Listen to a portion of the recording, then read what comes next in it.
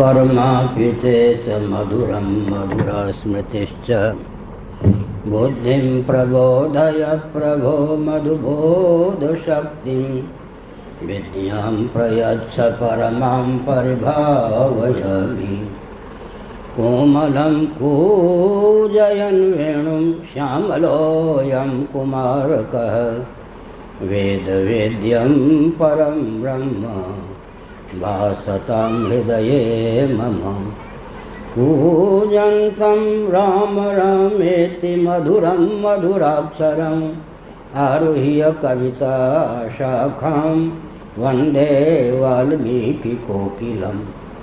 निगमकल्पतरोर्गलितं फलं सुखमुखादमृतद्रवसंयुतं पिबत भागवतं रसमालयं मुहुरहो रसिका भुवि भावुकाः।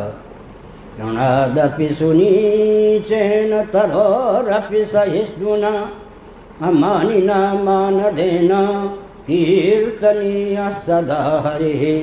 नारायणाखिल गुरो भगवन्नमस्ते नारायणाखिल गुरो भगवन्नमस्ते नारायणाखिल गुरो भगवन्नमस्ते। शिवाय नमः शिवलिंगाय नमः। उधर हो जाए। श्री राम जय जय राम श्री राम जय जय राम श्री राम जय जय राम श्री राम जय राम। धर्म की जय हो, अधर्म का नाश हो, प्राणियों में सद्भावना हो, विश्व का कल्याण हो, गौ माता की जय हो, गोहत्या बंद हो, भारत खंड हो, सर्वभूत हृदय धर्म सम्राट श्री स्वामी करपात्री जी महाराज की जय हो, श्री जगन्नाथ महाप्रभु की जय हो, श्री बलभद्र महाप्रभु की जय हो, भगवती सुभद्रा देवी की हर हर महादेव। गोविंद जय जय गोपाल जय जय गोविंद जय जय गोपाल जय जय राधा रमण हरे गोविंद जय जय रमण हरि गोविंद जय जय श्री कृष्ण गोविंद हरे मुरारे श्री कृष्ण गोविंद हरे मुरारे हे नाथ नारायण वासुदेव नाथ नारायण वासुदेव गोविंद जय जय गोपाल जय जय गोविंद जय जय गोपाल जय जय राधा रमण हरे गोविंद जय जय रमण हरि गोविंद जय जय गोविंद जय जय गोपाल जय जय गोविंद जय जय गोपाल राधा रमण हरे गोविंद जय जय रमण हरि गोविंद जय जय गोविंद जय जय गोपाल जय जय गोविंद जय जय गोपाल जय जय राधा रमण हरे गोविंद जय जय रमण हरि गोविंद जय जय श्री वृंदावन विहारी लाल की जय। नमो महद्भ्यः शंभो शिव शिव शिव शिव शिव शिव नारायण नारायण नारायण।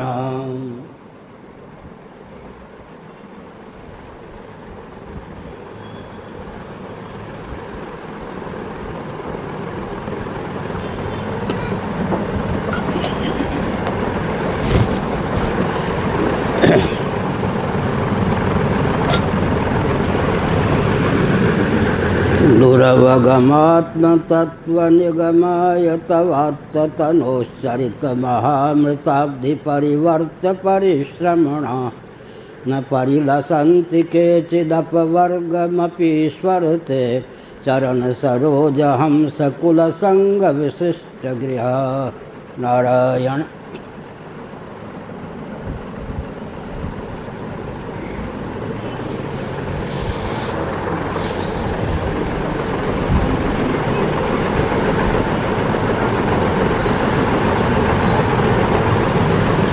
स्वयं श्रुतियाँ भगवान के अवतार के मुख्य प्रयोजन का वर्णन कर रही हैं। आप लीलावतार धारण करते हैं जो आत्म तत्व अत्यंत दुरवगम है, उसका बोध सुगमता पूर्वक भक्तों के हृदय में अभिव्यक्त हो सके, इस भावना से भावित होकर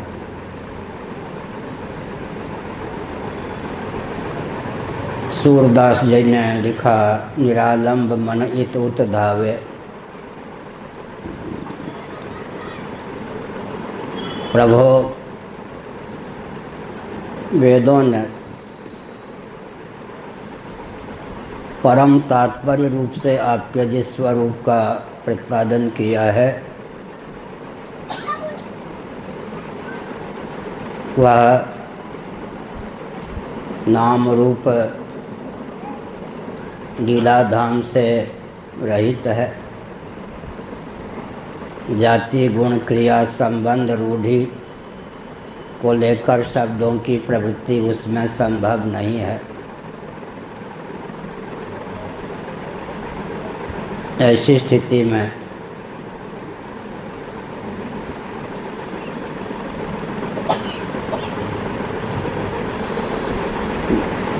अत्यंत दुरूह जो आत्मबोध है उसे प्राप्त करने योग्य जीवन में बल और वेग का संचार हो तो कैसे हो।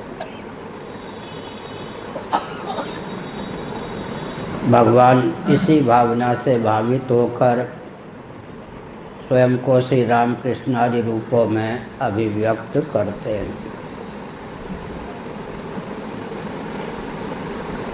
भगवान के जो लीला अवतार हैं मनोरम हैं, आपाद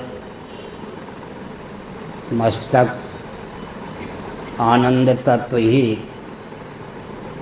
उच्छलित है। आनंद मात्र करपाद मुखोदरादि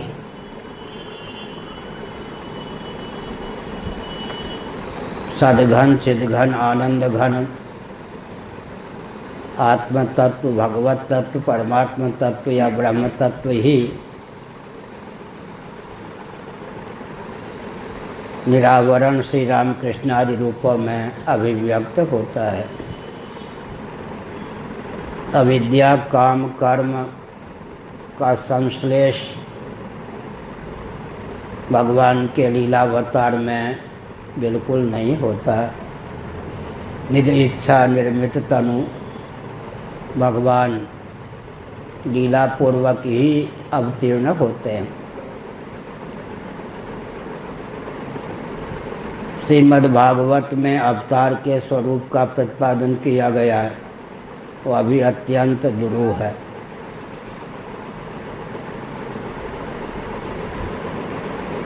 विराट, हिरण्यगर्भ, प्राज्ञेश्वर और तुरीय ब्रह्म, इनमें किसका अवतार हम स्वीकार करें, यह एक ज्वलंत प्रश्न उपस्थापित होता है। नाना अवतारों का बीज श्रीमद्भागवत में विराट और हिरण्यगर्भ को कहा गया है। कुछ महान भाव विराट और हिरण्यगर्भ ही श्री रामकृष्ण आदि रूपों में अवतीर्ण होता है ऐसा मानकर भगवद विग्रह को भी भौतिक मानते हैं। उसके पीछे युक्ति भी है। अगर गंध है तो पृथ्वी अवश्य है। गुण की सिद्धि बिना गुणी के संभव नहीं है, द्रव्य के संभव नहीं। अगर रस है तो जल अवश्य है, रूप है तो अग्नि अवश्य है, स्पर्श है तो वायु अवश्य है, शब्द है तो आकाश अवश्य है। भगवद विग्रह से अवतार दशा में शब्द, स्पर्श, रूप, रसगंध, ज्ञानेंद्रिय गोचर,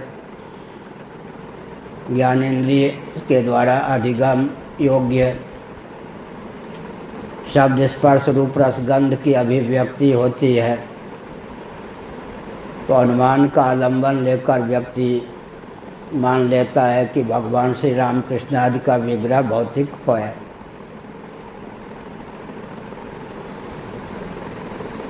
वस्तुस्थिति यह है कि किस स्थल पर किस स्तर के अवतार का वर्णन है, इसका विवेक आवश्यक है।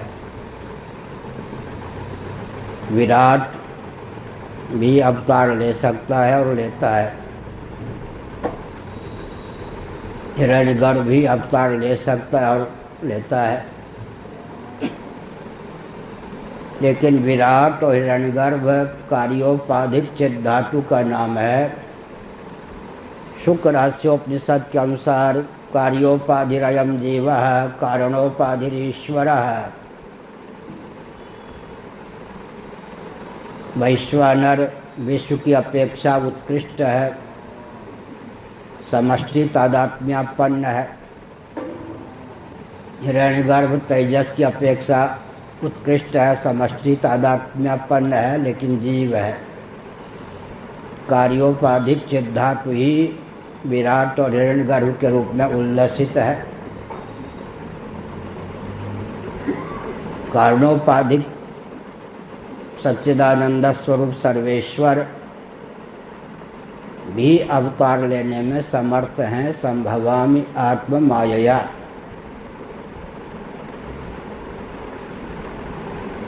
किस कल्प में कौन सा अवतार किस प्रकार का है, इसका अंकन भी कठिन है। इसके लिए भागवत प्रस्थान का विधिवत अध्ययन अनुशीलन अपेक्षित है। हमारे कल्याण के लिए भगवान चाहे विराट होकर अवतीर्ण हो, चाहे हिरण्यगर्भ होकर अवतीर्ण हो, चाहे प्राज्ञेश्वर होकर अवतीर्ण हो, चाहे साक्षात तुरीय होकर अवतीर्ण हो, पर्याप्त है। लेकिन अवतार में भी भेद सिद्ध है। माना कि विराट अवतार ले सकता है, हिरण्यगर्भ अवतार ले सकता है, तो फिर कारणोपाधिक परमात्मा तत्व अवतार क्यों नहीं ले सकता? संभवामि आत्म मायया। अब प्रश्न उठता है कि साक्षात निर्गुण परमात्मा तत्व अवतार लेगा तो कारणोपाधिक हुए बिना अवतार ले नहीं सकता है। अवतार विग्रह का उपादान कारण क्या है, निमित्त कारण क्या है। भक्तों के बीच में अवतार विग्रह के उपादान निमित्त का विश्लेषण करेंगे, वो चिढ़ जाएंगे। उनके यहाँ यह विवेचन अभीष्ट नहीं, सही नहीं। भगवान का अवतार है, लेकिन प्रश्न करने वाले तो चूकते नहीं हैं। प्रश्न अगर हो ही जाए तो किस प्रकार उत्तर देंगे, यह आवश्यक है। तो मैंने कल संकेत किया था, जल हिम उपल बिलग नहीं जैसे। तुलसीदास जी ने बहुत उत्तम ढंग से इस रहस्य को उद्भाषित किया। जल में शीतलता या शैत्य अनागंतुक है। भगवत पाद शिवावतार शंकराचार्य महाभाग ने एक अद्भुत भाव चित्रित किया। स्वभाव को लेकर प्रश्न चिन्ह उपस्थापित नहीं किया जाता। जल क्यों शीतल, ऐसा प्रश्न नहीं हो सकता, क्योंकि स्वभाव से शीतल है। जल यदि उष्ण है तो आगंतुक उष्णता उसमें है, औपाधिक संसर्ग के कारण है। लेकिन जल यदि हिम के रूप में उल्लसित है तो स्वभाव सिद्ध शैत्य की प्रगल्भता में निमित्त कारण देश काल वस्तुअंतर को मानने की आवश्यकता है। भगवद विग्रह का उपादान कारण कौन हो सकता है? जब तुरीय तत्व ही श्री रामकृष्ण आदि रूपों में अवतीर्ण हो, उस अवतार विग्रह का उपादान कारण कौन हो सकता है, निमित्त कारण कौन हो सकता है, यह एक विचारणीय विषय है। विशुद्ध सत्व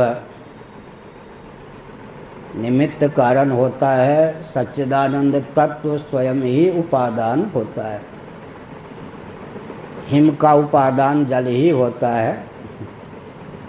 अनागंतुक स्वभाव सिद्ध शैत्य की प्रगल्भता में हेतु देश काल शैत्य वस्तु की प्रगल्भता के आधायक तत्व माने जाते हैं, वायु आदि। तो सबसे उत्कृष्ट स्वरूप अवतार का क्या है? भगवद विग्रह का उपादान कारण सच्चिदानंद तत्व ही है। निमित्त कारण केवल विशुद्ध सत्व है। अवतार का सर्वोत्कृष्ट स्वरूप यही सिद्ध होता है। जैसे जल अनागंतुक स्वभाव सिद्ध शैत्य की प्रगल्भता से हिम का रूप धारण करता है। शैत्य की प्रगल्भता में, शीतलता की प्रगल्भता में वायु को, देश विशेष को, काल विशेष को निमित्त मानते हैं। इसी प्रकार से भगवद विग्रह का उपादान कारण पंचभूत न होकर साक्षात परमात्मा तत्व ही है। अब इस तथ्य की सहिष्णुता जीवन में चाहिए। पिछले सत्रों में हमने गुरु गोविंद और ग्रंथ की कृपा के प्रभाव से एक तथ्य उद्भाषित किया था कि हमको आपको स्वप्न में व्यवहार साधने के लिए एक विग्रह प्राप्त होता है, शरीर प्राप्त होता है।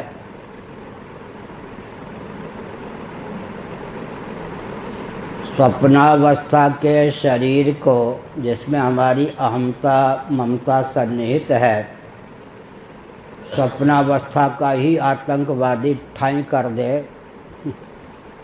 तो स्वप्न के शरीर से भी रक्तस्राव परिलक्षित होता है।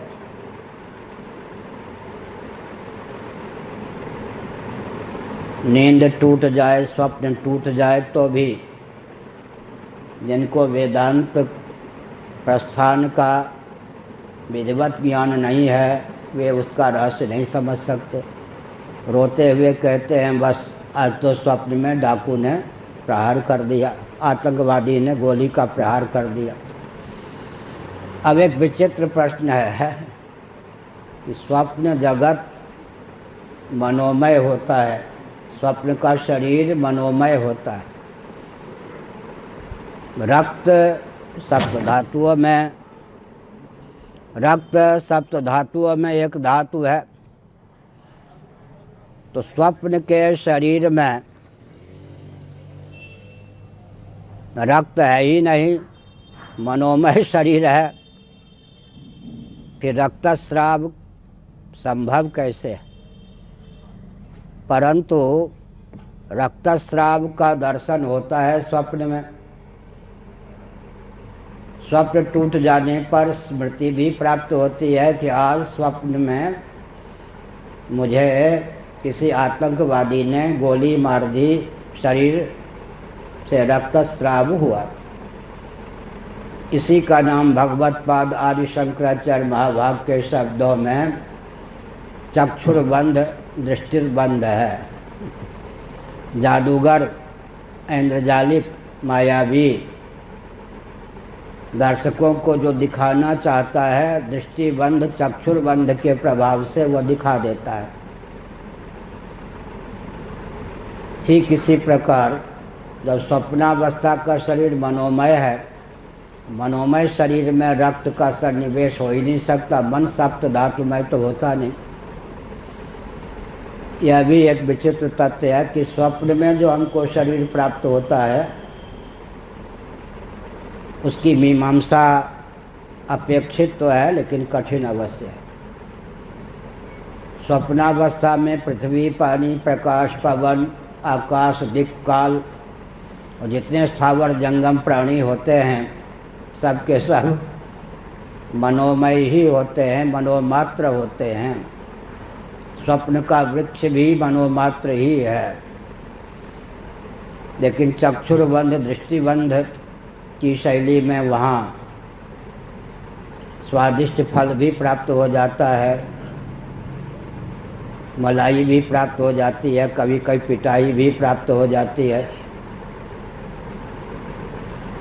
तो जब स्वप्नावस्था का हमारा शरीर भी असप्त धातुमय होता है,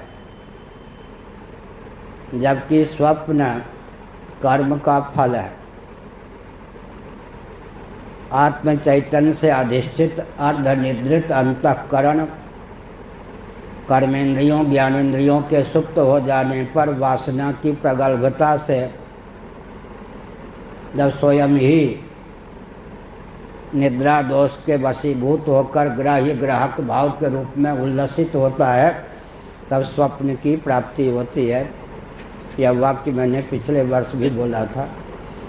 कोरोना के कारण 9 महीने तो केवल पुरी में रहना पड़ा। मुझे कोरोना नहीं, लेकिन वातावरण में कोरोना। तो हमने क्या संकेत किया? छांदोग्य श्रुति के 8वें अध्याय का अनुशीलन कीजिए, चरक संहिता का अनुशीलन कीजिए, महाभारत के शांति पर्व का अनुशीलन कीजिए, मांडुक्य उपनिषद और मांडुक्य कारिका का उपनिषद कीजिए। फिर स्वप्नावस्था को एक वाक्य में गुम्फित कीजिए, बहुत कठिन काम है। तो चरक संहिता आयुर्वेद का ग्रंथ भी मुझे सधा हुआ है, मैं वैद्य नहीं हूँ, लेकिन चरक संहिता अगर कोई पढ़ना चाहे, मेरे पास समय हो तो पढ़ा सकता हूँ। चरक संहिता के अनुसार, महाभारत शांति पर्व के अनुसार, मांडुक्य कारिका मांडुक्य उपनिषद के अनुसार,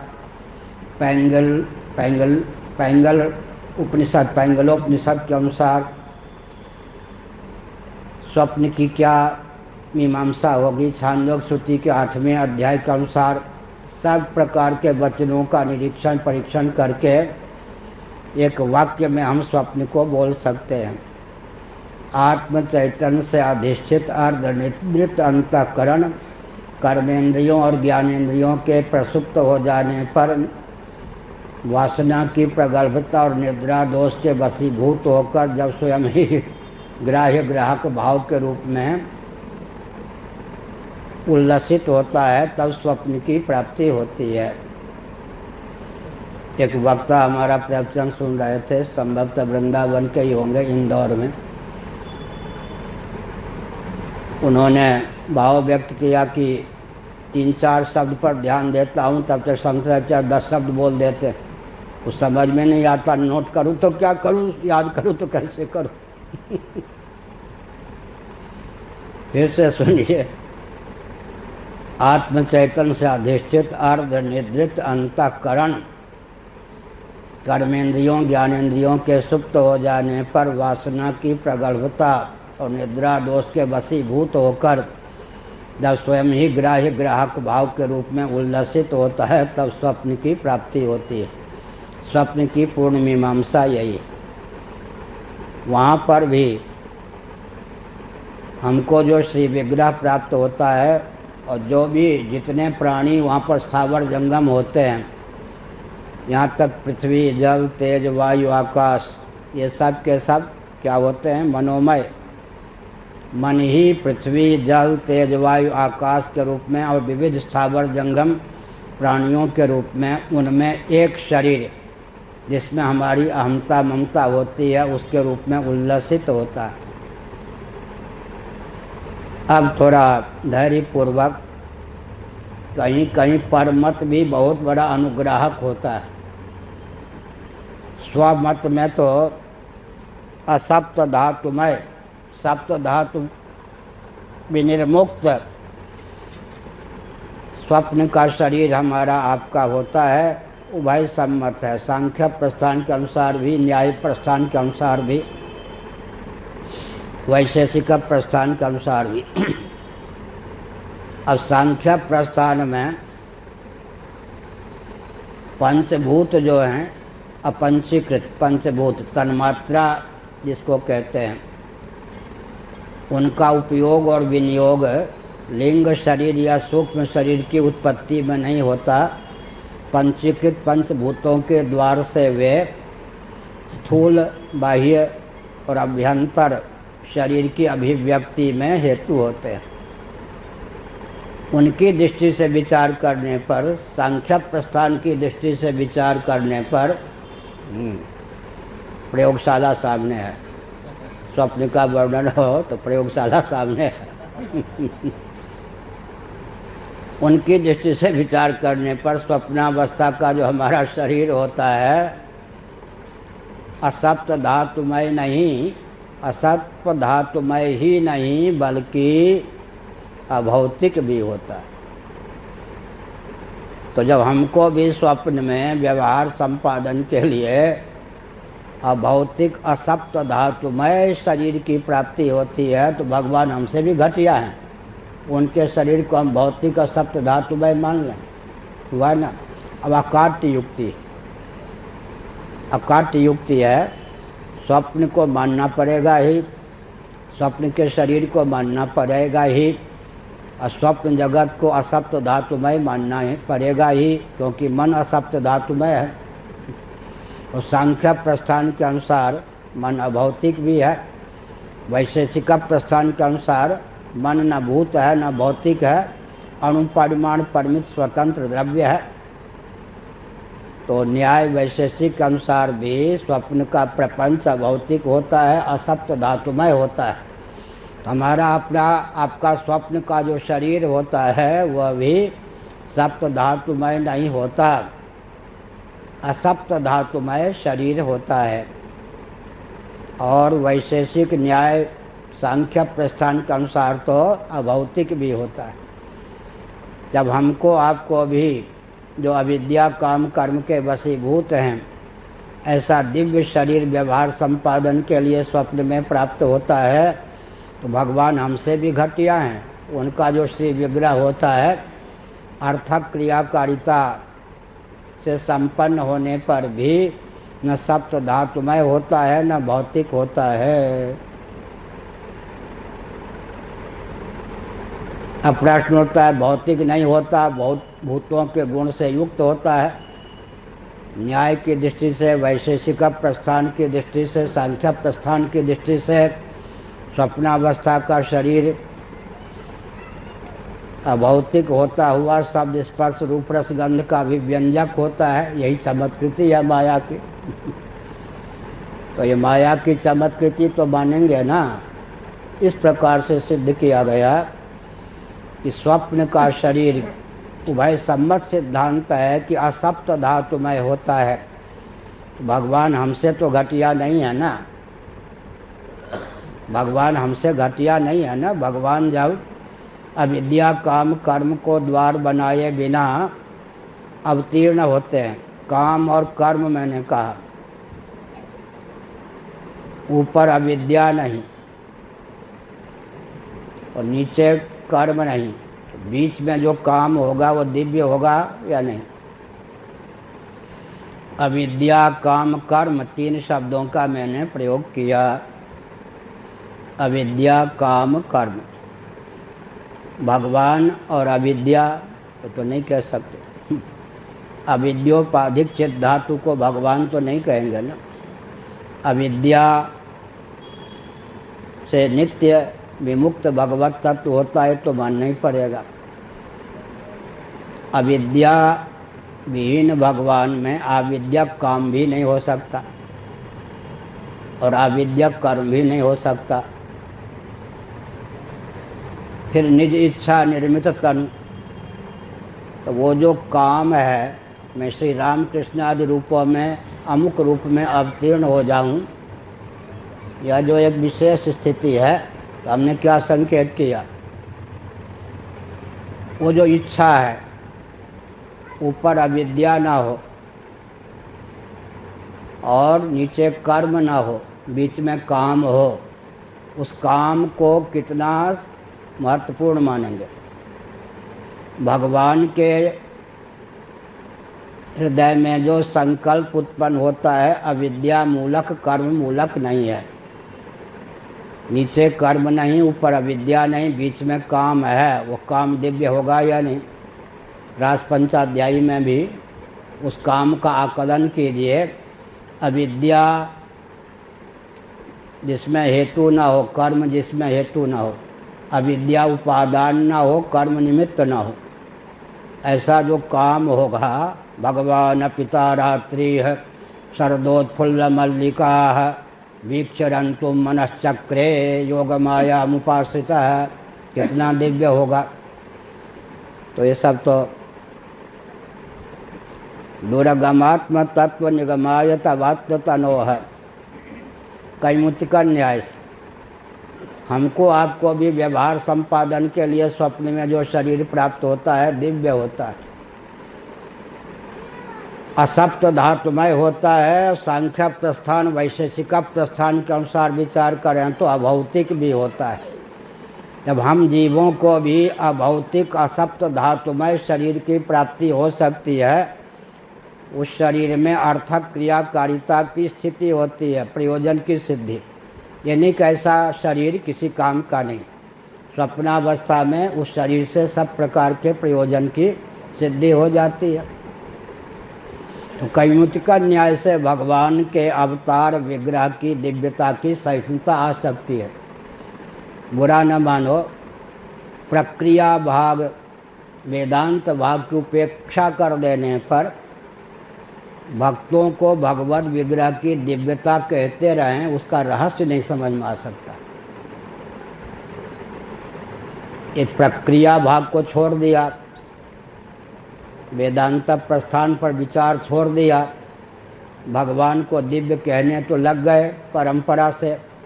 दिव्यता सिद्ध नहीं कर सकते, कि मूलक दिव्यता है इसका प्रतिपादन नहीं कर सकते।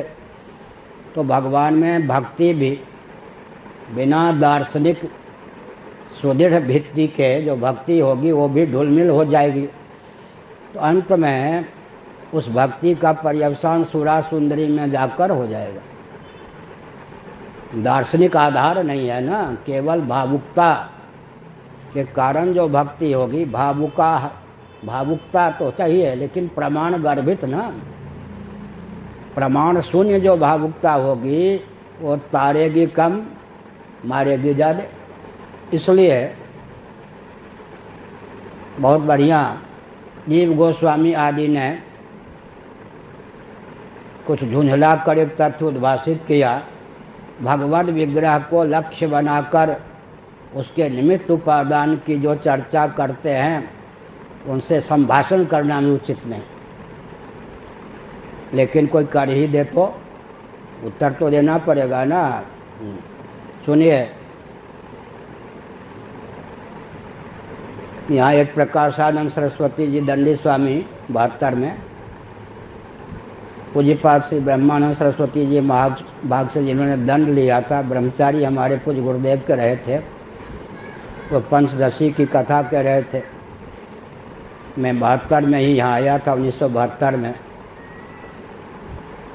तो कथा कह के जब वो भावेश्वर मंदिर से नीचे उतरने लगे, मैंने प्रणाम किया, मैंने कुछ पूछा, अनधिकारी कहाँ, जोर से डांट दिया। पुराने लोगों के पास अपात्र कहीं का, अनधिकारी कहीं का, 2 शब्द। आजकल का जो युवक है या बच्चा है, अनधिकारी कह दे, अपात्र कह दे, वो समझेगा कि इनको स्वयं आता कुछ नहीं, बुद्धू हैं। पहले तो डांट खा लेते थे लोग, अनधिकारी कहीं का। मैंने समझ लिया कि मैंने परीक्षा लेने के लिए प्रश्न नहीं किया था, जिज्ञासा पूर्वक, उनको उत्तर नहीं आता था, अपात्र कह दिया, अनधिकारी कहीं का, कुछ जानता उनता नहीं, प्रश्न कर दिया, डांट खा गया। डांट भी तो व्यक्ति को, ध्रुव जी को डांट न पड़ी होती तो हमने सोचा अच्छा पंचदशी की ये कथा कह रहे, मैं तो पंचदशी का मैंने तो केवल नाम ही सुना है। तो सच्ची बात, 1571 श्लोक हैं पंचदशी में। 15 प्रकरण हैं, 1571 श्लोक हैं। तो उनकी डांट से मैंने फिर पंचदशी पढ़ना शुरू किया आरंभ में। अब पंचदशी हमारे लिए भगवत कृपा से यूँ है। तो हमने क्या संकेत किया, किसी को डांट दीजिए, वो आजकल समझेगा हम कोई अपात्र कह रहे, अनधिकारी कह रहे, बुरा न मानो, होली है, इनको कुछ विवेक नहीं है, ज्ञान नहीं है, हमारे प्रश्न का उत्तर ये दे नहीं सकते। तो भगवत विग्रह के निमित्त और उपादान पर विचार करने में क्या आपत्ति है। कई उत्कट न्याय से अब तक हमने यह तथ्य सिद्ध किया कि स्वप्नावस्था में हमको आपको जो शरीर प्राप्त होता है, क्या बजे तक प्रवचन होता है? 5:30 हुआ। हमको आपको जो स्वप्नावस्था में शरीर प्राप्त होता है वो भी सप्त धातुमय नहीं होता। इतनी सहिष्णुता तो होनी चाहिए कि व्यवहार संपादन में क्षम, समर्थ, सक्षम शब्द बोलते हैं लोग, अक्षम तो बन जाता है, सक्षम खींचातानी से बनता है। व्यवहार संपादन में समर्थ असप्त धातुमय स्वप्न का शरीर भी है। तो भगवान का श्री विग्रह असप्त धातुमय होता है, इतनी मान्यता तो होनी चाहिए। और स्वप्नावस्था पर गंभीरता पूर्वक विचार करें तो सांख्य प्रस्थान, योगा प्रस्थान, वैशेषिक प्रस्थान, न्याय प्रस्थान के अनुसार भगवान का श्री विग्रह असप्त धातुमय तो होता ही है, अभौतिक भी होता है। जब कार्योपाधिक जीव का विग्रह भी असप्त धातुमय अभौतिक हो सकता है, तो भगवान जो कारणोपाधिक चित्त धातु हैं, उनका श्री विग्रह, अवतार विग्रह असप्त धातुमय अभौतिक क्यों नहीं हो सकता। निज इच्छा निर्मितन कहाँ तक पहुँचे?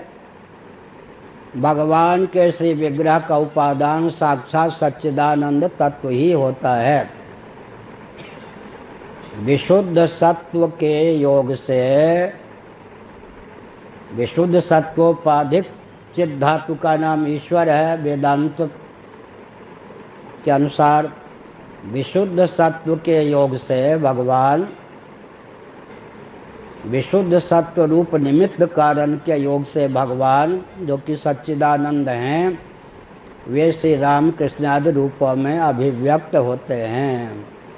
विशुद्ध सत्व तटस्थ निमित्त हेतु है, भगवत विग्रह का उपादान कारण साक्षात सच्चिदानंद तत्व ही है।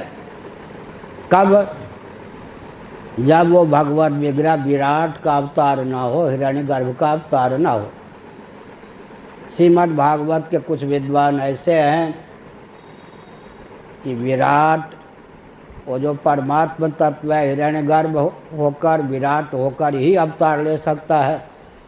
तो भौतिकता की घाटी पार करने के कारण वहाँ पर अवतार सिद्ध होता है, तो भगवत विग्रह भौतिक सिद्ध हो जाता है। लेकिन यदि भगवत तत्व, विशुद्ध सत्वोपाधिक भगवत तत्व विशुद्ध सत्व को निमित्त बनाकर साक्षात अवतार ले ले तब, क्योंकि जीव हिरण्यगर्भ होता है ना, और जीव विराट होता है।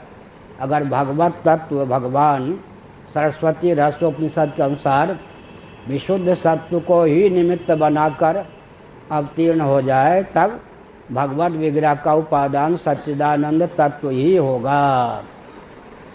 निमित्त कारण उसमें विशुद्ध सत्व होगा। एक विचित्र बात, अब लीजिए तुलसीदास जी, विद्या अपर अविद्या दो। विद्या ध्यानपूर्वक सुनने की आवश्यकता है। प्रभु प्रेरित रही व्यापय विद्या, हमारे अंतःकरण में भगवत प्रेरित उनकी जो उपाधि है भगवान की विशुद्ध सत्व, विशुद्ध सत्वात्मिका प्रकृति भगवान की उपाधि है ना वेदांत प्रस्थान में। वो अपनी उपाधि को प्रेरित करते हैं, अमुक मेरे लाडले प्यारे भक्त के हृदय में ददामि बुद्धि योगम तम तेषाम एवानुकंपार्थम हम अज्ञानजम तमा न सयाम्यात्म भावस्थो ज्ञान दीपेन भास्वता व्याप्त। जैसे कोई तांत्रिक है, मैंने भूत देव तुमको पाल के रखा, ऐसे लग जा। मांत्रिक है, मांत्रिक सर्प भी होता है, भांतिकार वाचस्पति मिश्र जी ने उसका वर्णन किया है। हमको मांत्रिकों ने मंत्र के द्वारा सर्प बनाने वाले विशेषज्ञों ने 5 बार मांत्रिक सर्प से भी डसवाया है। तो मांत्रिक सर्प क्या होता है, उसका विष कैसे चढ़ता है, और मांत्रिक सर्प से जो डसवाया जाता है तो मंत्र के द्वारा ही उसका निवारण हो सकता है, भौतिक विधा से उसका विष का निवारण हो भी नहीं सकता। तो हमने संकेत किया मांत्रिक जीव का भी वर्णन होता है। मांत्रिक जीव भी होते हैं, मांत्रिक जीव भी होते हैं, यांत्रिक जीव, तांत्रिक जीव, मांत्रिक जीव। लो एक ग्रंथ हमारा कंप्यूटर में लटका हुआ है, 409 पेज संभवतः लिखा है, मंत्र तंत्र यंत्रादि परिशीलन। संयोग सदा तो लगभग 1500 पृष्ठों में वो ग्रंथ पूरा होगा। तंत्र सारा तंत्रालोक अभिनव गुप्तपाद, और नेपाल में भी जो तंत्र के ग्रंथ 100 ग्रंथ लगभग मेरे पास होंगे तंत्र के, और मंगा लेंगे। उन सब का अनुशीलन करने पर मंत्र तंत्र यंत्रादि परिशीलन नामक ग्रंथ भगवत कृपा से समय मिला तो लिखेंगे। 409 पेज तो संभवतः कंप्यूटर में बंद है। तो हमने क्या संकेत किया, हमने यह संकेत किया कि स्वप्नावस्था का हमारा आपका जो शरीर होता है मांत्रिक होता है, मनोमय होता है। जो मांत्रिक होगा वो मनोमय होगा, जो मनोमय होगा वो मांत्रिक होगा। कहाँ से निकाला? मंत्र या मंत्र ब्राह्मणात्मक वेद है, कहाँ रहते हैं? मनोमय कोश में, मन में। ये ग्रंथ कहाँ रहेगा जी? भागवत तो यहाँ है, लेकिन जब हम अध्ययन करेंगे तो ग्रंथ कहाँ जाकर टिकेगा? अंतःकरण में टिकेगा या नहीं? वेदों की स्थिति कहाँ है हमारे जीवन में? अंतःकरण में, मनोमय कोश में, विज्ञानमय कोश में, तैत्तिरीय उपनिषद में। मंत्र कहाँ रहते हैं?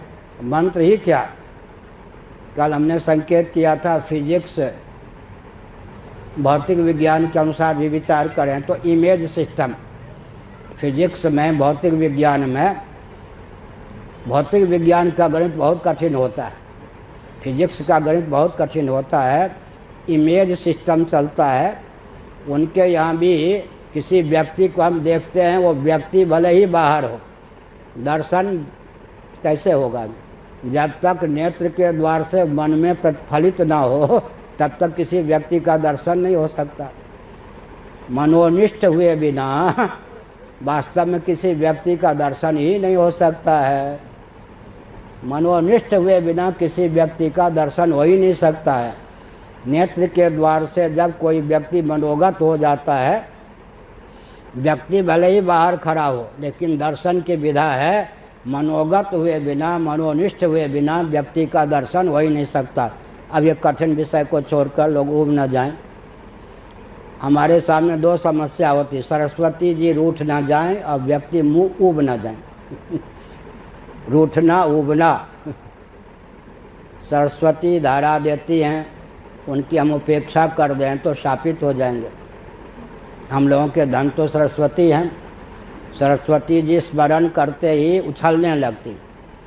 अगर मैं गंभीरता पूर्वक मंगलाचरण करूं तो बोल नहीं सकता। एक जगह मैंने किया, वाणी नहीं निकली, वो बैखरी वाणी जाके परा वाणी में समा गई। गंभीरता पूर्वक अगर मंगलाचरण कर लें तो वाक निरुद्ध हो जाती। इसलिए मंगलाचरण हम लोग बीच में करते हैं। बीच में करते हैं का अर्थ होता है कि सरस्वती जी वैखरी वाक होकर उच्छलित रहें। तो अगर हम बोलते समय संकोच करते हैं तो सरस्वती जी का अपमान होता है, सरस्वती जी न उठ जाएं और श्रोता ऊब न जाएं। लेकिन श्रोता कोई मुर्दाबाद नहीं करते, न भी समझ में आवे, सुनते रहते, सुनते सुनते सुनते सुनते समझ में आता है। पहले कह दें जो बोलते हैं कठिन है तो फिर मेधा का स्तर ऊपर नहीं उठेगा। मुझे बहुत प्रसन्नता हुई, हम होशियारपुर गए थे कुछ महीने पहले। 11 साल 10 साल के बच्चों ने जो प्रश्न किया हमारे प्रवचन के सुनने के आधार पर, हमको बड़ा आश्चर्य हुआ। उनका स्तर बहुत बढ़ गया, उनकी मेधा का स्तर बहुत बढ़ गया है। इसलिए जो कथावाचक होते हैं, नाच गान बढ़िया है, नाच गान तक सीमित रहते, अपने श्रोताओं का क्या करते हैं, विकास अवरुद्ध कर देते हैं। उनकी मेधा शक्ति को उद्दीप्त करने का मार्ग ही वे बंद कर देते हैं। इसलिए हमने संकेत किया, दुरागमात्म तत्व निगमाय तवात्य तनोह। हमारा आपका भी जो शरीर है कैमुत्य का न्याय से है, वो प्राप्त क्यों है? हमको आपको जो शरीर प्राप्त है किस उद्देश्य से? भगवान का जो श्री विग्रह है, अवतार विग्रह है, वो तो भगवत तत्व के अधिगम का बल और वेग हमारे जीवन में आधान कर सके। इस अभिप्राय से भगवान के लीलामृत का आस्वादन करने पर आनंद विभोर हमारा जीवन हो जाता है, रसमय हो जाता है। शुद्धता, एकाग्रता, स्निग्धता से समलंकृत हमारा जीवन हो जाता है। लेकिन हमको भी जो शरीर प्राप्त है, हमने जो शरीर प्राप्त किया है, यह भी क्या है? दुर्गम आत्म तत्व के अधिगम का ही क्रम है। एक नियम है, अब विज्ञान की शैली में एक वाक्य बोलूँगा, दर्शन विज्ञान व्यवहार तीनों में सामंजस्य साध कर एक वाक्य बोलूँगा। अभिव्यंग्य की अभिव्यक्ति अभिव्यंजक के अधीन होती है, अभिव्यंजक के तारतम्य से अभिव्यंग्य की अभिव्यक्ति में तारतम्य होता है। जैसे कि विद्युत की अभिव्यक्ति बल्ब और बादल के अधीन होती है, बल्ब और बादल के तारतम्य से विद्युत की अभिव्यक्ति में तारतम्य होता है। एक इसका नाम क्या है साहित्य में? गद्य काव्य। इसका नाम साहित्य में गद्य काव्य। ये नहीं कि पंक्ति बना बना कर रटी गई है, पंक्ति निकली याद हो गई। अभिव्यंग्य की अभिव्यक्ति अभिव्यंजक के अधीन होती है, अभिव्यंजक के तारतम्य से अभिव्यंग्य की अभिव्यक्ति में तारतम्य होता है।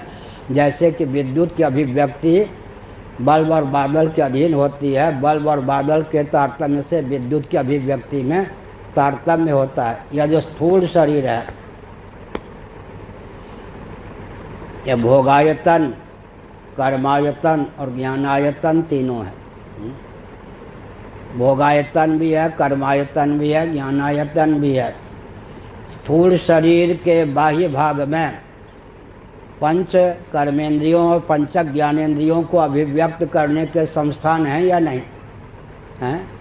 और अभ्यंतर भाग में अंतःकरण और प्राणों को अभिव्यक्त करने के संस्थान हैं। स्थूल शरीर कितना महत्वपूर्ण है। समग्र लिंग शरीर या सूक्ष्म शरीर को अभिव्यक्त करने के संस्थान हमारे आपके स्थूल शरीर में सन्निहित हैं। बाह्य भाग में पंच ज्ञानेंद्रियों को, पंच कर्मेंद्रियों को, अभ्यंतर भाग में पंच प्राणों को, अंतःकरण पंचक या अंतःकरण चतुष्टय को अभिव्यक्त करने के संस्थान हैं। स्थूल शरीर सूक्ष्म शरीर का अभिव्यंजक संस्थान है। सूक्ष्म शरीर कारण शरीर का अभिव्यंजक संस्थान है। कारण शरीर जीव का अभिव्यंजक संस्थान है। जीव जगदीश्वर का अभिव्यंजक संस्थान है। अंत में जीव जगत और जगदीश्वर तीनों ब्रह्म के अभिव्यंजक संस्थान है। ब्रह्म ही वेदांत वेद्य सच्चिदानंद स्वरूप ब्रह्म ही अचिंत्य लीला शक्ति के योग से, माया शक्ति के योग से या अनिर्वचनीय माया के योग से जीव जगत जगदीश्वर तीनों रूपों में उल्लसित है। तमः प्रधाना प्रकृति के योग से जगत के रूप में, मलिन सत्वगुण प्रधाना प्रकृति के योग से जीव के रूप में, विशुद्ध या शुद्ध सत्वगुण प्रधाना प्रकृति के योग से जगदीश्वर के रूप में अभिव्यक्त है। भगवान का अवतार तो दुर्गम जो आत्म तत्व का बोध है उसे सुगम कराने की भावना से ही होता है। हमारा आपका भी जो शरीर है उसका मुख्य तात्पर्य अभी स्थूल शरीर के माध्यम से सूक्ष्म शरीर की अभिव्यक्ति, सूक्ष्म शरीर के द्वारा कारण शरीर की अभिव्यक्ति, ठंड लग रही है क्या, और कारण शरीर के द्वारा जीव की अभिव्यक्ति, जीव स्वयं जगदीश्वर का अभिव्यंजक संस्थान है और जगदीश्वर के द्वारा तत्पद लक्ष्यार्थ ब्रह्म की अभिव्यक्ति होती है। कोई भी वाच्यार्थ होता है उसमें लक्ष्यार्थ अनुगत होता है। पार्सल आपके पास आवे तो बाहर से धागे, सुतरी, कागज, मलिन सा वस्त्र चिर के लौटा दें तो उसके अंदर जो सामग्री है जो आपके लिए भेजी गई है वो भी तो आपके हाथ से चली जाएगी ना। इसका अर्थ क्या है? कार्योपाधि रयम जीवा कहने पर भी कारण की उसमें अनुगति होगी या नहीं? अनुगति है। तो हमने संकेत किया, क्या संकेत किया कि हमारा आपका शरीर भी दुर्गम जो आत्म तत्व है उसके अधिगम के लिए ही प्राप्त है। जीवन का लक्ष्य ही वही है, यही है। स्थूल शरीर सूक्ष्म शरीर का, सूक्ष्म शरीर कारण शरीर का, कारण शरीर जीव का अभिव्यंजक संस्थान है। जीव जगदीश्वर का अभिव्यंजक संस्थान है। जीव जगत और जगदीश्वर तीनों का मौलिक स्वरूप सच्चिदानंद ब्रह्म है। बहुत बढ़िया। गौड़पादाचार्य महाभाग का स्मरण करते हैं। उपाय सोवताराय, बहुत बढ़िया। जगत की संरचना क्या है जी? उपाय सोवताराय, अवताराय, भगवत तत्व के अवतार के लिए उपाय है। उपाय सोवताराय, इसका अर्थ क्या हुआ? भगवत तत्व का अधिगम हो सके ना, इसीलिए हमको जीवन प्राप्त है। उपाय सोवताराय। रज्जु में सर्पधारा माला का भ्रम हो जाए तो सर्पधारा माला का आलम्बन लेकर भी हम रज्जु तक पहुंच सकते हैं या नहीं? सृष्टि जो है, सृष्टि के मूल के अधिगम में हेतु है या नहीं? सृष्टि के मूल के अधिगम में हेतु है। सृष्टि का आलम्बन लेकर ही हम सृष्टा तक पहुंच सकते हैं। बहुत विचित्र बात है। तटस्थ लक्षण लक्षित ब्रह्म का ज्ञान जो है बिना सृष्टि का आलम्बन ये होगा? केवल स्वरूप लक्षण लक्षित सच्चिदानंद तत्व का अधिगम कैसे हो जाएगा जी? तटस्थ लक्षण लक्षित परमात्म तत्व का ज्ञान हुए बिना केवल स्वरूप लक्षण लक्षित सच्चिदानंद ब्रह्म का ज्ञान हो ही नहीं सकता है। इसलिए तटस्थ लक्षण में फिर जगत का आलम्बन लेना ही पड़ेगा। जगत का आलम्बन लेकर हम, और हमारे जो भगवान हैं उनकी विलक्षणता क्या है? वो निमित्त कारण भी हैं, उपादान कारण भी हैं, जगत बनते भी हैं, जगत बनाते भी हैं। इसलिए कालकृत देशकृत वस्तुकृत परिच्छेद शून्य सद्घन चिद्घन आनंद घन परमात्मा, जिनका परमात्मा तत्व जगत बना सकता है, जगत बन नहीं सकता। अब थोड़ी देर अवतार की बात कर लें। एक नियम है, सन 1972 में भावेश्वर मंदिर में, जहाँ तक मुझे ध्यान है, 72 दिनों तक एक घंटा नहीं थी, 72 घंटे में अवतारवाद पर प्रवचन पूरा हुआ था। सन 1972 में भावेश्वर मंदिर आनंद वृंदावन में। तो हमने संकेत किया। क्या संकेत किया?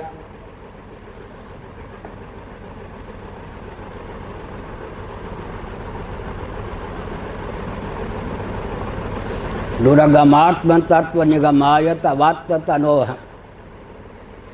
प्रकारांतर से सृष्टि भी भगवान का तनु है या नहीं? हमारे भगवान निमित्त और उपादान कारण दोनों हैं, जगत बनते भी हैं बनाते भी हैं। जिसका भगवान, जिसका ईश्वर या जिनका भगवान, जिनके ईश्वर जगत बना सकते हैं, बन नहीं सकते, उनके भगवान साक्षात अवतार नहीं ले सकते। क्या? कम से कम भगवत विग्रह को लेकर तो निमित्त और उपादान का विचार करना पड़ेगा ना। तो भगवत तत्व को ही मानना पड़ेगा। फिर से सुनिए, जिनका ईश्वर जगत बना सकता है, जगत बन नहीं सकता, उनका ईश्वर सगुण निराकार ही होता है, और अवतार नहीं ले सकता। स्वरूप से वह न तो निर्गुण निराकार होता है, न सगुण साकार, बीच में टंगा रहता है। नैयायिकों का ईश्वर जगत बना सकता है, जगत बन नहीं सकता, सगुण निराकार होता है।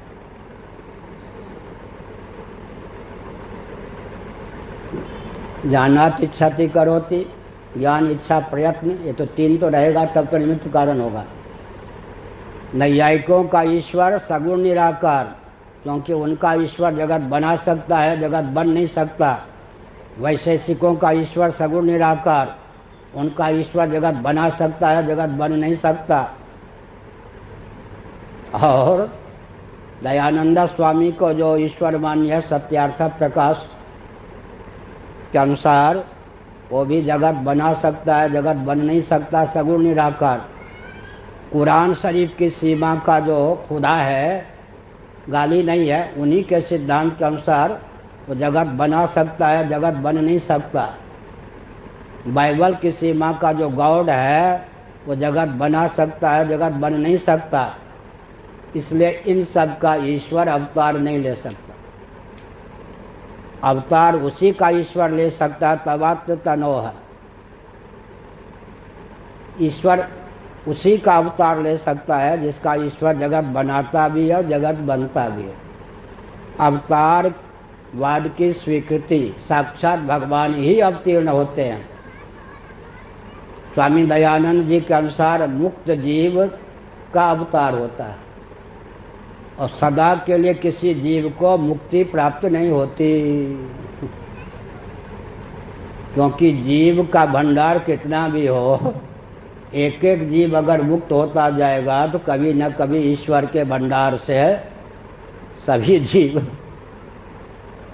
लापता हो जाएंगे, आदमी सृष्टि की लीला ही समाप्त हो जाएगी। इसलिए दयानंद स्वामी ने माना मुक्त जीव महाप्रलय की अवधि तक मुक्त रहते हैं, उसके बाद फिर जन्म लेते हैं। पूज्यपाद स्वामी अखंडानंद जी महाराज कहते थे, बहुत ही ईमानदारी का परिचय दिया दयानंद स्वामी ने। कर्म और उपासना के फलस्वरूप जो मोक्ष होगा वो तो अनित्य होगा ही। नारद परिव्राजकोपनिषद, मुंडक उपनिषद के अनुसार जो कृतक होता है वो नश्वर होता है। तो दयानंद स्वामी के यहाँ मोक्ष भी अनित्य है। आजकल अगर कोई मुक्त हो जाएगा तो कब तक मुक्त रहेगा? आगे महाप्रलय तक मुक्त रहेगा। महाप्रलय के बाद जब सृष्टि रचना होगी तो फिर मुक्त जीव जन्म ले लेगा। स्थायी मोक्ष किसी को नहीं मिलता, सदा के लिए मुक्त हो गया ऐसा नहीं, दयानंद स्वामी के अनुसार। इसलिए अवतारवाद कितना ऊंचा है। जिनका ईश्वर जगत बनाता है और बनता भी है, जगत का भिन्न निमित्तोपादान कारण है, उन्हीं का ईश्वर साक्षात अवतार ले सकता है। अन्यों का ईश्वर साक्षात अवतार नहीं ले सकता। और हमारे यहाँ भगवान जो अवतार लेते हैं श्री रामकृष्ण आदि, विवेक करना पड़ता है। अमुक राम जी का अवतार अमुक कल्प में अमुक युग में, विराट का मान्य है, हिरण्यगर्भ का मान्य है, प्राज्ञेश्वर का मान्य है, तुरीय का मान्य है। तो तुरीय तत्व भी अवतार ले सकता है। कैसे? जब भगवान तुरीय, तुरीय माने चतुर्थ, तुरीयम तिसु संततम माया संख्या तुरीयम, वेदांत वेद जो कूटस्थ असंग ब्रह्म है उसी का नाम तुरीय है। वह जब अवतार लेता है तो विशुद्ध सत्वमयी प्रकृति को निमित्त बनाता है। भगवत विग्रह का उपादान साक्षात सच्चिदानंद तत्व ही होता है। इसीलिए उसका आलम्बन लेने पर, तो मैंने कहाँ विषय छोड़ा था? विद्या, एक अद्भुत तथ्य। विद्या प्रभु प्रेरित तही व्यापय विद्या। मैंने कहा मांत्रिक अगर कह दे मंत्र लग जा, भूत लग जा, तो लग जाता है। जीव प्रयास करता है अपनी ओर से। पूज्य गुरुदेव हमको वेदांत पढ़ा रहे थे, धर्म सम्राट स्वामी श्री कृपात्री जी महाभाग। उन्होंने कहा बात सब कुछ ठीक है, लेकिन ध्यान रखो कितने पानी में हो, कम से कम अपने को धोखा मत दो। दूसरे श्रोत्री ब्रह्मनिष्ठ कहने लगे हैं, उनके द्वारा दिया गया प्रमाण पत्र यमराज को मान्य होगा क्या? क्या दूसरे आपको श्रोत्री ब्रह्मनिष्ठ कहने लगे हैं, उसकी भावना के अनुसार उसको फल मिलेगा। आपने उनके द्वारा दिए गए प्रमाण पत्र को मान लिया तो आपकी तो दुर्गति होगी। कितने पानी में हो ये तो देखना पड़ेगा ना। दूसरे के द्वारा दिया हुआ प्रमाण पत्र यमराज के घुड़की में फिर क्या होगा? वहाँ तो फिर नहीं चलेगा ना। इसलिए इसका अर्थ क्या है? इसका अर्थ क्या है कि भगवान का जो अवतार होता है वो दिव्य है, दुर्गम आत्म तत्व के अधिगम के लिए। हम लोगों को भी जो शरीर प्राप्त हुआ है दुर्गम आत्म तत्व के अधिगम के लिए। तो विद्या माया की मैं चर्चा कर रहा था। अपनी ओर से कोई श्रवण करता है, मनन करता है, निधिध्यासन करता है, भगवान के हृदय में दया का उद्रेक होता है, हाथ पांव चलाता है, लेकिन कल्याण कैसे होगा? तो भगवान अपनी उपाधि विद्या माया को प्रेरित करते हैं इस जीव को व्याप जा एक क्षण के लिए। वो विद्या माया ही एक क्षण के लिए चरम वृत्ति के रूप में भगवत प्रेरित होकर हमारे हृदय में अभिव्यक्त होती है और हमको निरावरण कर जाती है। भगवान की उपाधिभूता विद्या माया एक क्षण के लिए जिस जीव को व्याप्त हो जाती है, प्रभु प्रेरित व्यापी, बहुत बढ़िया ना। सर्दी की व्याप्ति, गर्मी की व्याप्ति, ऐसे संक्रामक रोग की व्याप्ति, भगवान की उपाधिभूता विद्या माया एक क्षण के लिए उनके द्वारा प्रेरित होकर जिस जीव को व्याप्त हो जाती है वो जीव निरावरण हो जाता है, अविद्या काम कर्म से विहीन हो जाता है। एक क्षण के लिए हमारी बुद्धि वृत्ति पर उस विद्या का क्या हो जाता है? आवेश हो जाता है। हमारी बुद्धि वृत्ति उस विद्या से तादात्म्यपन्न होकर एकीभूत होकर हमको निरावरण आत्मस्वरूप के रूप में उद्भासित करती है। एक क्षण के लिए जिनकी उपाधि भूता माया हमको व्याप्त हो जाती, विद्या माया, हम कृतार्थ हो जाते हैं। वो साक्षात विद्योपाधिक भगवान क्या हमसे घटिया होंगे? कितना दिव्य होंगे, कितना दिव्य होंगे। उस विद्या माया को लेकर ही भगवान जब अपने अवतार विग्रह की संरचना करते हैं, इंद्रियों की संरचना करते हैं, अंतःकरण की संरचना करते हैं, यूँ मान लें वो सब कितने दिव्य। जैसे स्वप्नावस्था में असप्त धातुमय शरीर भी व्यवहारक्षम होता है। आत्म चैतन्य से अधिष्ठित अर्धनिद्रित अंतःकरण वासना की प्रगल्भता और निद्रा दोष के वशीभूत होकर जब स्वयं ही ग्राह्य ग्राहक भाव के रूप में उल्लसित होता है तब स्वप्न होता है। तो स्वप्न का शरीर हमारा दिव्य होता है, असप्त धातुमय होता है। सांख्य न्याय आदि प्रस्थान के अनुसार तो वह अभौतिक भी होता है। तो भगवान का श्री विग्रह दिव्यात दिव्य है। इसका मतलब अब आज के प्रवचन का सारांश क्या निकला? भगवत विग्रह का साक्षात उपादान भगवत तत्व सच्चिदानंद तत्व ही है। निमित्त कारण विशुद्ध सत्वात्मिका विद्या माया है। इसलिए आनंद मात्र करपाद मुखोदरादि ही उसी का नाम भगवत धाम भी है। यत्र प्रविष्टा सकलोपि जंतु आनंद सच्चिद घनता मुपैति। अंतर्निहित मथुरा, अंतर्निहित वृंदावन कृष्णोपनिषद पर है। मथुरा का जो दिव्य स्वरूप कृष्णोपनिषद में चित्रित किया गया है। अंतर्निहित अयोध्या, अंतर्निहित मथुरा, अंतर्निहित वृंदावन क्या है? यत्र प्रविष्टा सकलोपि जंतु आनंद सच्चिद घनतामुपैति।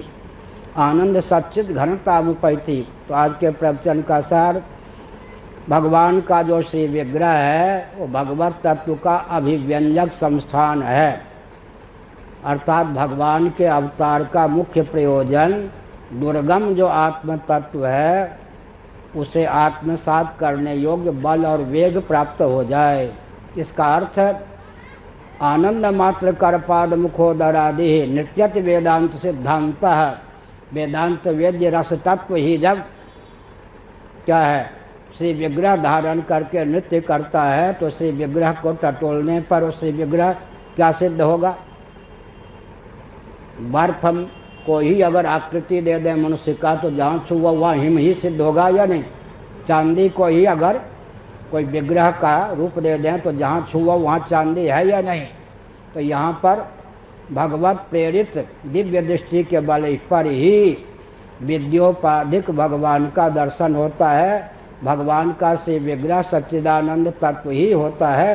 निमित्त कारण विद्या होती है। अब उस विग्रह का दर्शन दिव्य चक्षु के बिना हो नहीं सकता। तो हमारे जीवन में दिव्य चक्षु है या नहीं है? तो स्वप्नावस्था में स्वप्न जगत का दर्शन जिस चक्षु के द्वारा होता है वो दिव्य चक्षु है या नहीं? क्या दिव्य चक्षु? गौड़पादाचार्य ने कहा अपूर्व स्थानी धर्मोयम। स्थानी, स्थानी माने धामी, तेजस, स्वप्न साक्षी। अपूर्व स्थानी धर्मोयम। स्वप्नावस्था में हमको दिव्य चक्षु प्राप्त होता है। स्वप्न जगत का दर्शन भगवत प्रदत्त दिव्य चक्षु के बिना संभव ही नहीं है। जागृत में स्वचक्षु संपन्न हम होते हैं और स्वप्न में दिव्य चक्षु संपन्न हो जाते हैं। ऐसा होने पर भी जिस दृश्य को सहन करने की क्षमता हमको नहीं होती, दिव्य चक्षु संपन्न होने पर भी वह दृश्य सहिष्णुता की सीमा का अतिक्रमण करके हमको दृष्टिगोचर हो तो भय लगता है। अर्जुन को भय लगने लगा। विराट स्वरूप का, प्रलयंकर स्वरूप का दर्शन जब हुआ तो अर्जुन भयभीत हो गए। तो स्वप्नावस्था में दिव्य चक्षु के द्वारा ही हम स्वप्न जगत का दर्शन करते हैं।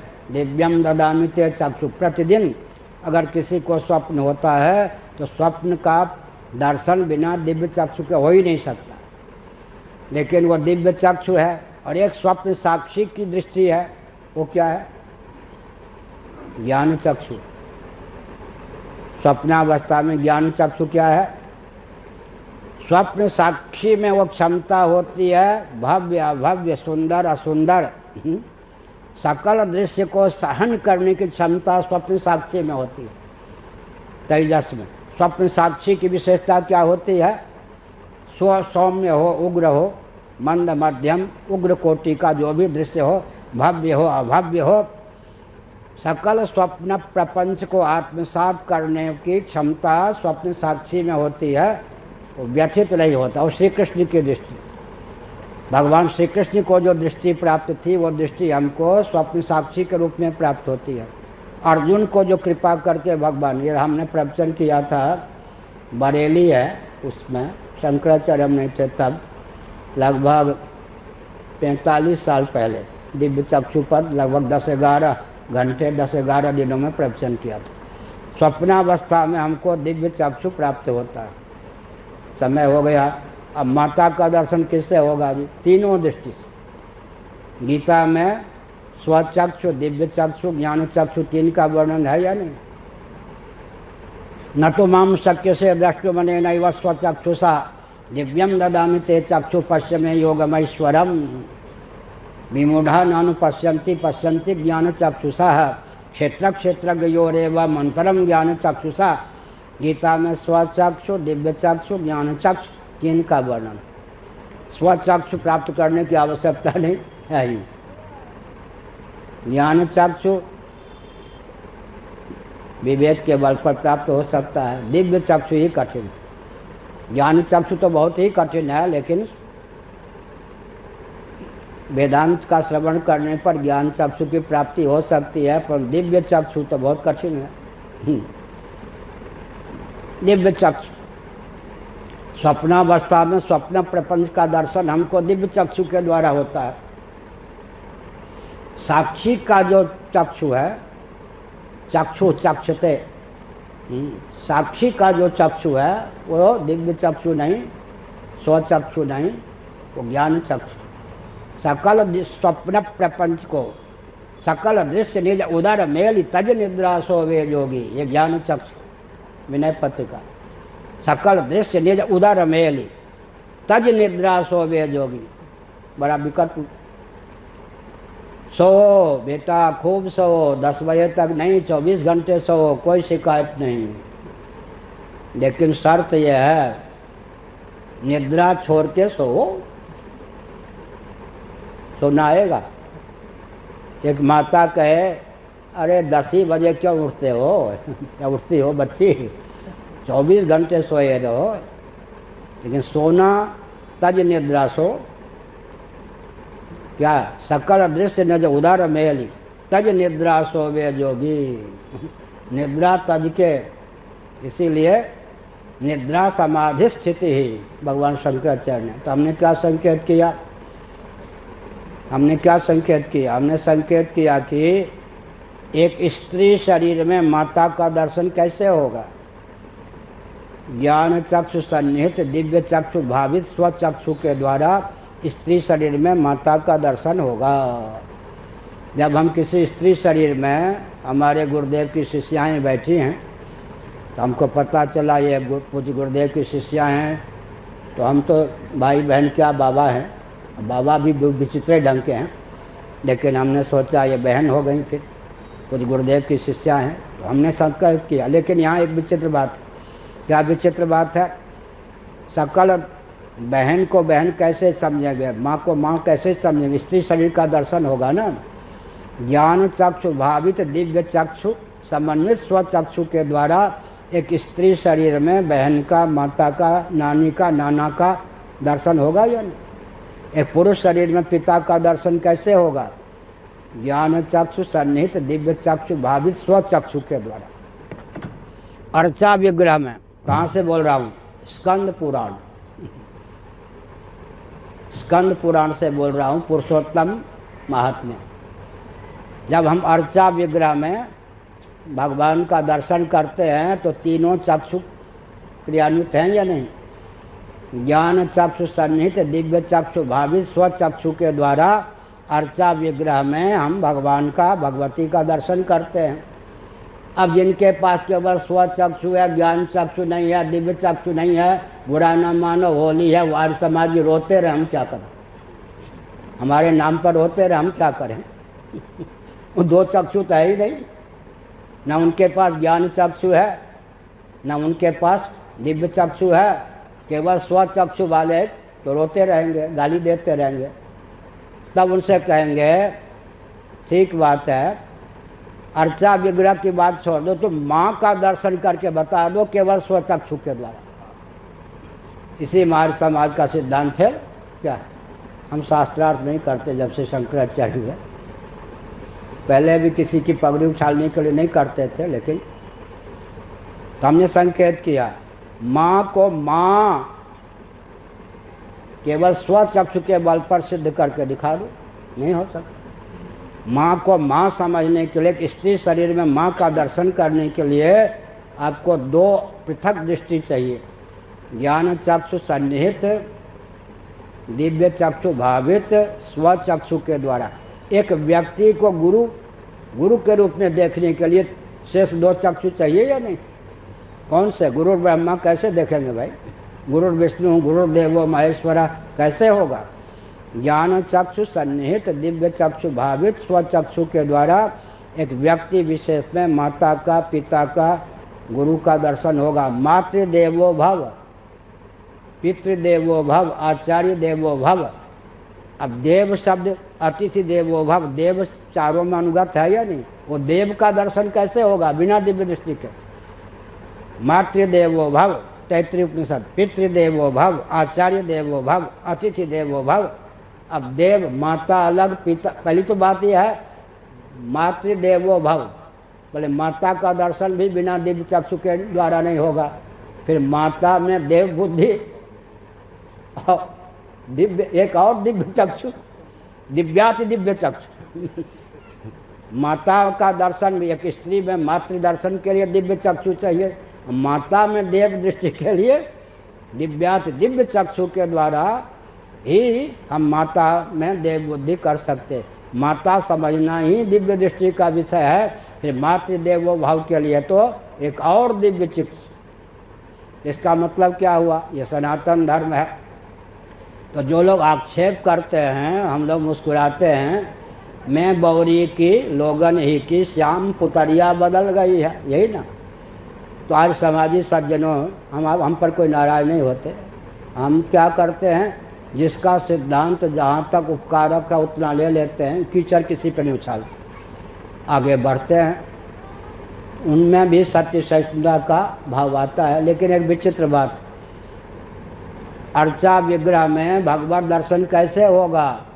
जिसको एक स्त्री शरीर में मातृबुद्धि नहीं हो सकती, उसको अर्चा विग्रह में भगवत बुद्धि कैसे होगी? अगर स्त्री शरीर में मातृबुद्धि होती है, आर्य समाजियों की होती है, चरित्रवान तो होते हैं ना। स्त्री शरीर में मातृबुद्धि होती है तो किम मूलक है जी? बिना ज्ञान चक्षु, बिना दिव्य चक्षु भावित स्वचक्षु मात्र से कोई स्त्री शरीर में माता का दर्शन कर सकता है? जिस दृष्टि के प्रभाव से तुम स्त्री विशेष को माता कहते हो, उसी दृष्टि के प्रभाव से हम अर्चा विग्रह को भगवान कहते हैं। अगर तुम सिद्ध करो कि स्त्री ही है तो हम सिद्ध करेंगे पाषाण ही है। तो तुम्हें तो माता मिलेगी नहीं, तुम्हें तो पिता मिलेंगे नहीं। जब माता है, पिता हैं, तो अर्चा विग्रह में भगवान। फिर एक विचित्र बात है, जल स्थल नभ में जो व्यापक भगवत तत्व है, उसको मांत्रिक, तांत्रिक, यांत्रिक विधा से अभिव्यक्त किया जाता है।